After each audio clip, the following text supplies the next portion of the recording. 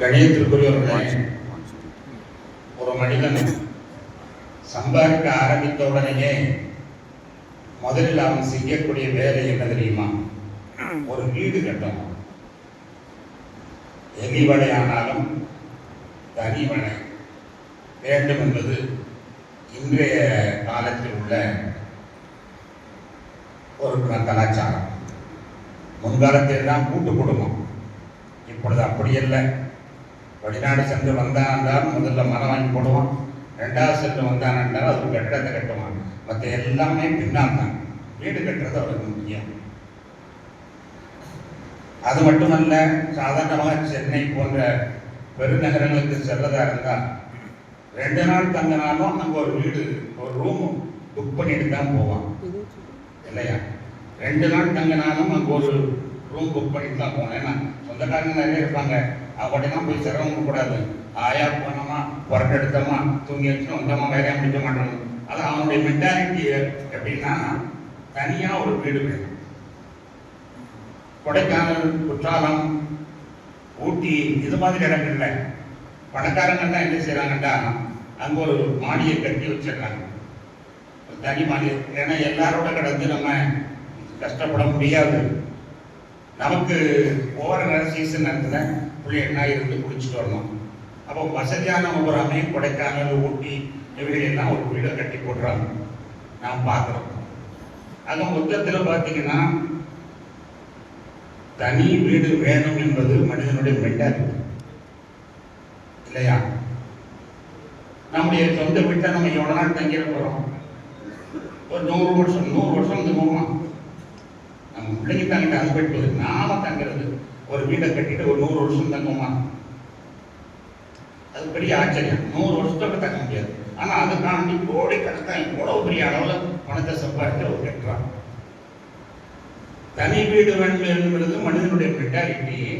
அதற்காக பெரிய அளவுக்கு பணத்தை செலவழிக்கிறார். ஒவ்வொருத்தரும் பணத்தை சம்பாதிக்க பெரும்பாலும் வீடு கட்டதான் போடுறாங்க. அப்படி இருந்தா காலாகாலம் இருக்கக்கூடிய ஒரு வீட்டு ஒரு இடத்துல நமக்கு ஒரு வீடு வேணுமா வேணாம்? காலாகாலமா இருக்கக்கூடிய இடம் 100 வருஷம் அல்ல, நாட்டு மாதிரி 2 நாள் அல்ல. இந்த மாதிரி 100 வருஷம் இல்லை. கொடைக்கானல் மாதிரி ஒரு ஊட்டி குழு நேரத்தில் மட்டுமல்ல, நிரந்தரமா இருக்கக்கூடிய அதுதான் இஸ்லாமியர் ஆத்திரங்களுக்கு நம்பிக்கை. சாஸ்திரத்தில் அயவான் மறுபடியும் தான் வாழ்க்கை. இது வாழ்க்கை அல்ல, இது வெறும் நாடகம். நாடக மேடை. நீங்களும் ஒரு நாடகக்கர்த்தா, நான் ஒரு நாடகக்கர்த்தா. நாடகம் ஆடிக்கொண்டிருக்கிறோம். ஆனால் இது வாழ்க்கை அல்ல.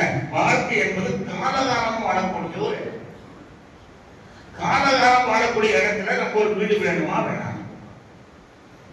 சென்னைக்கு போனா ரூம் வேணுங்கிற, கொடைக்கானல் போனா வீடு வேணுங்கிற, இந்த 100 வருஷம் கூட வாழ மாட்டேன் இந்த ஒரு வீடு வேணுங்கிற, சம்பாதித்தா வீடு வீடு வீடு வீடு வீடு இதுலயே அக்கறையா இருக்கிறீங்களா?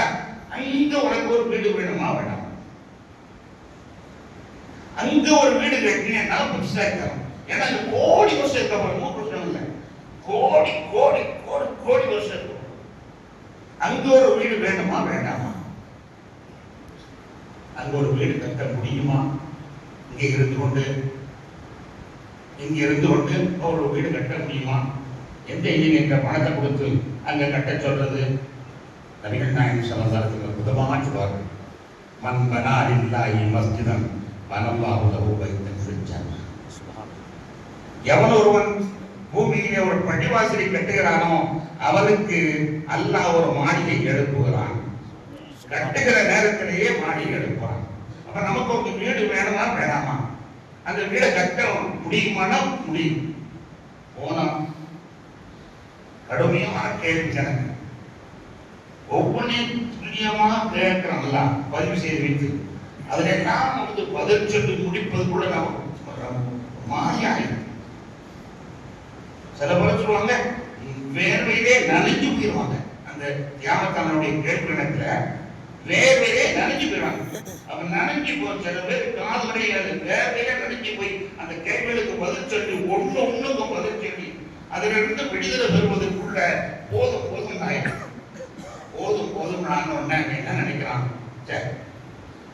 எங்கேயாவது கொஞ்சம் படுத்து உருண்டுட்டு போனா தாமதிய, எங்கேயாவது இங்க படுத்து உருண்டுட்டு போனா தாமதிய அப்படின்னு நினைக்கிறான்.